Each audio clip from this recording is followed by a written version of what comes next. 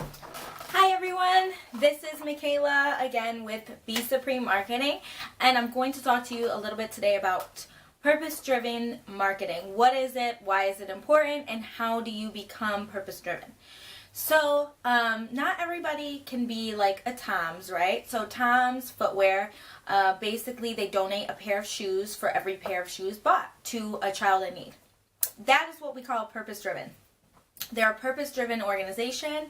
And how do you become that if you're not centered completely around, if your mission's not centered completely around purpose-driven tactics, or you're not fully a purpose-driven company, right? So why is that important to you? It's important to you because 40% of consumers will buy from a product that is purpose-driven or has a feel-good message behind it.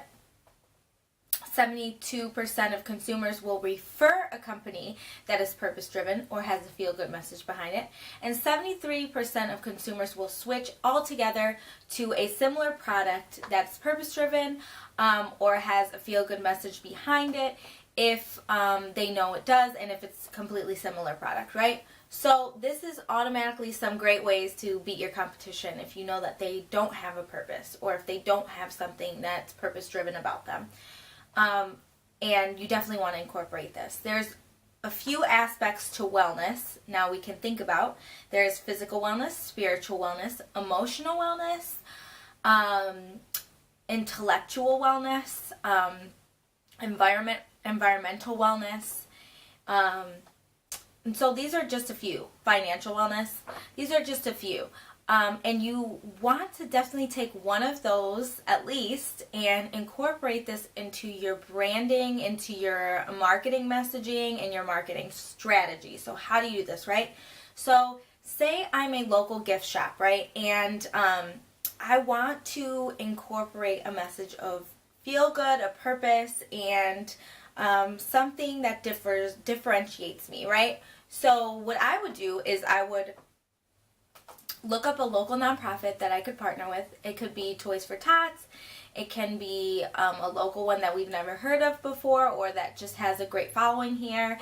It could be an animal shelter. It could be anything. And what you can do is have an event, right, leading up to it. Maybe it's a holiday or just some random event day that you want to choose from. Now, the best day to do this, obviously, is before the holidays. That's when people are most in their giving nature. Typically, after the holidays, people are kind of broke, but you can definitely link up with something for Valentine's Day or another holiday that kind of ties into what you want to do. And I would choose a day, and I would choose a nonprofit, and I would host an event with that nonprofit, and basically have proceeds for that day go to that nonprofit. It could be 10%, 25%, whatever. Something to drive people in to buy and where you're still making a profit, but you're actually helping something, a greater cause, right? So that's one way to do something. Now say you don't want to host an event and you don't want to do a big thing around it, but instead you want to incorporate it into like your social media messaging or something like that. Say you have fair trade products in the store. That's a great message that you can get across to consumers to say, hey, I have this fair trade product. The people making it are being paid enough and sufficiently for their work and something that you will love. And it's a unique gift. What are you doing? You're restoring balance and wellness into the world. So this is just little ways to incorporate that message. It can be a self-help book that you got on your shelves that you want to highlight. It can be your overall mission that you want to change to helping, maybe you get bags that are better for the environment for your store. Maybe you get, maybe you want to be a one-stop shop to and have stress relieving products in your store. This is incorporating wellness into your buyer's journey, and that's when they think of you as a purpose-driven organization. You don't have to be like a Tom's, like I said. Say you're a metaphysical store and you carry herbs and you carry crystals, and you can tie these products to what they do in the wellness aspect. So what do they do? Do they cure physical ailments? Can you make something with it that maybe it draws in money, a crystal grid, right? So you want to give buyers this information, how to do it, how to use it, how to use that herb, how to use that crystal for their benefit and their wellness, and then help them realize that you carry that product at your store. So now you're caring about the physical or mental or emotional well-being of your buyer, and you're also drawing in sales from that. You're also educating them on how to do something. That is just another way of how to incorporate a purpose-driven message into what you do, and how to have a message of wellness for your company.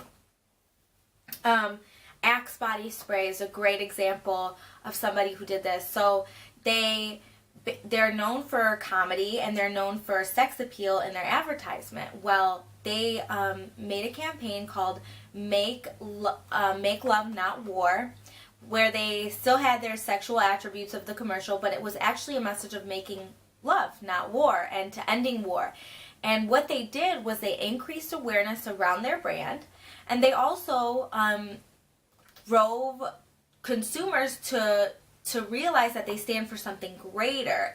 And then that September 21st is actually observed by military personnel as a day of peace. So they have ceasefires on that day.